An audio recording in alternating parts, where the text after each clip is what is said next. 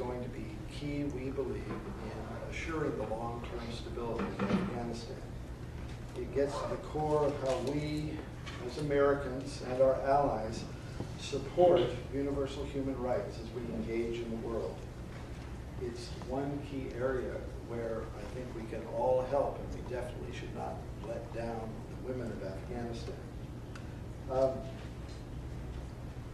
It's clearly not going to be easy to achieve our goals in Afghanistan, but I am optimistic that we can succeed with the continued support of Congress, the American people, working with our allies, with those reform-minded individuals in Afghanistan. The effort in Afghanistan has been under-resourced for years. It is now one of our highest priorities, with a substantial addition of development funds and hundreds of additional civilian personnel. Of almost 1,000 civilians in the country, nearly 400 will be serving in the field with their military colleagues at provincial reconstruction teams or on forward operating bases. A year ago, there were only 67 U.S. government civilians associated with the embassy outside of Kabul. In the coming months, as our troops move in and stabilize new areas, additional civilian personnel will join them, and they'll be working on all of these pillars that I mentioned to you earlier.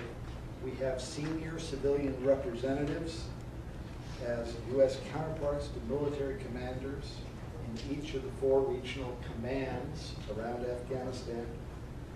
We have people of a wide variety of expertise fully integrated with those military commands, offering their advice and their expertise so they can quickly respond to the particular situations in different provinces. We're also decentralizing the way we disperse our assistance money so they can quickly help address needs in different communities. The U.S. foreign assistance, the civilian part of this, is a comparatively small part of all of the fraction of dollars that we are spending in Afghanistan and that we've spent over the last 8 years, but it is an essential part of what's going on. Our increased civilian presence has enabled us to invest our assistance more effectively. We are going to need additional resources as we go forward. You'll be seeing Secretary Clinton and others testifying before Congress, explaining this in the days and weeks ahead. We know we have to get more bang for the buck, so to speak. We've been trying to find new ways to spend money more effectively. You'll discover if you go into this area or if you do some papers on this area that it's one thing to lay out a policy, it's another thing to figure out how to implement that policy, especially when you're working in other societies, how to really have programs that work and that get results. We also have a host of people watching us within the U.S. government to see if we're spending money effectively. We have a special inspector general just for Afghanistan. We have inspectors generals for the USAID and for the State Department and for Congress, the General Accounting Office, all of which are carefully watching U.S. assistance programs. There's even a hotline where you can call in and report fraud, waste, and abuse. I should briefly mention Pakistan.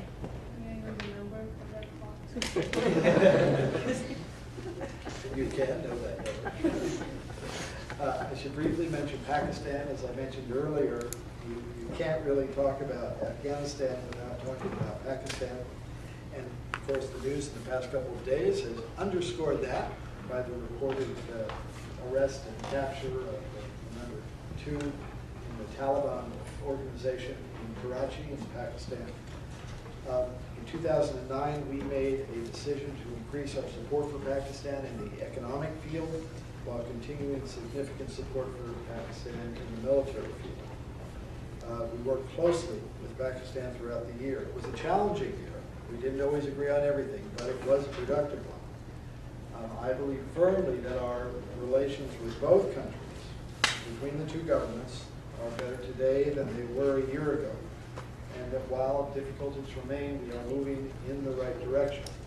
We expanded military and civilian effort we are undertaking in Afghanistan is likely to produce measurable improvements in security and governance capacity, but we will likely fail, we will likely fall short of our strategic goals unless there's more progress at eliminating the sanctuaries used by the Taliban and their allied extremists in Pakistan. Although most of the enemy fighters that our troops face on the battlefield are Afghans, they receive significant aid and direction from beyond Afghanistan's borders. The Taliban leadership may well try to use those sanctuaries simply to wait us out, planning to renew their attacks once our troops are going home, beginning to leave. In view of this, the administration has adopted a regional approach that deals with the interrelated problems of Afghanistan and Pakistan and seeks to improve relations between the two governments. I'll just tie up by saying clearly we've entered into a long-term partnership with Afghanistan. We're committed to helping the Afghan people move to a better future. Late last year, we signed agreements to set up 2 new consulates in Afghanistan, one in Herat, which is in the west of the country, a large city in the west, one in Mazar-e-Sharif, which is in the north of the country. And this symbolizes our intention both to have a long-term relationship and to have a more normal relationship with the country, because consulates are what we have in many countries around the world. Afghanistan is a huge challenge, and we're likely to face a number of setbacks along the way. I've summarized how we're pursuing the President's goals and America's national interests. I've also shared an assessment of the risks that we face. Yet today, there is also a greater consensus about the way forward among all partners than ever before, at least certainly before in recent years. I caveat that because I remember back in the fall of 2001, the spring of 2002, when we had a very good consensus and momentum at that time also, but it got lost along the way. We can talk about that later if you're interested.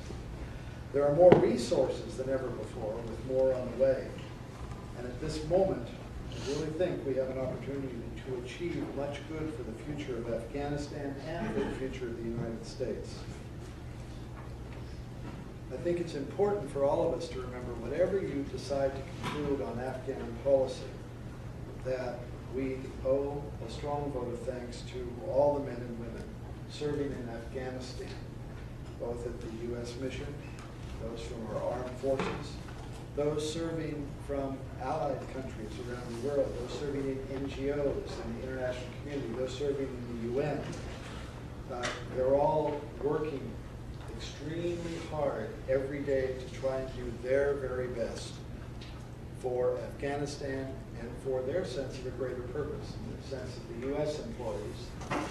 I know that most of them believe, all of them that I've talked to believe, that they're working hard to protect the United States of America and all of you every day in what they're doing. They hunt for terrorists and their financiers. They hunt for narcotics traffickers and try to arrest them. They teach farmers how to work their land more productively.